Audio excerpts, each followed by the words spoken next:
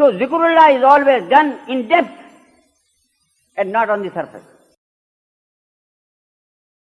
And it is to be done according to this methodology which we have been told here in the Holy Quran.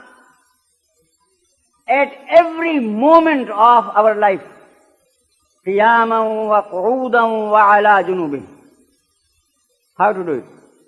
How should I do zikrullah when I am asleep? How? And here the command has been given. This is the way. How can I do zikrullah when I am asleep? But God Almighty said, do it. You see? How can I do zikrullah when I am talking to somebody? Or I am eating my food and the morsel is there in the mouth? If zikrullah only means zikr with the tongue, how can I do it?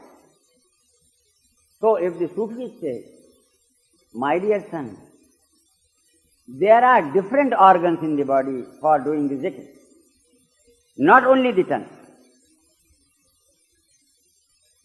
Practice this zikr in such a manner that your heart beats become tuned to it and your heart may become zakir. You may be talking, you may be sleeping, you may be doing anything, but this heart is active all the time and is all the time saying Allahu, Allahu, Allahu, Allahu.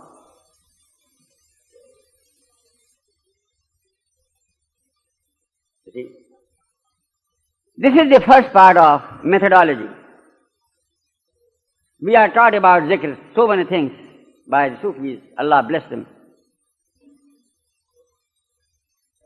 I have also learned a few things. For instance, when I have a headache, I'll perform the zikr with my head, and the headache will go. When I am fully tired, then I'll start zikr, and I'll gain freshness and vitamin, stamina and vitality. If I have headache, if I have pain here, I'll do zikr from this place, and the pain will go immediately, go away.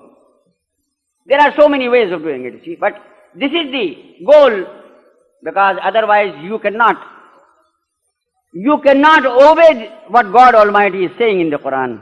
الَّذِينَ يَذْكُرُونَ اللَّهَ قِيَامًا وَقُعُودًا وَعَلَى جُنُوبِهِمْ. You will have to proceed on that path where your heart becomes zakir, because the heart has got to beat. Whether you are asleep or you are awake, whether you are talking or you are walking or you are sitting or you are doing anything, or you are thinking on some problem, the heart will continue to beat. So let the heart be taught how to say Ya Allah or how to say Allah. This is the first part of this methodology.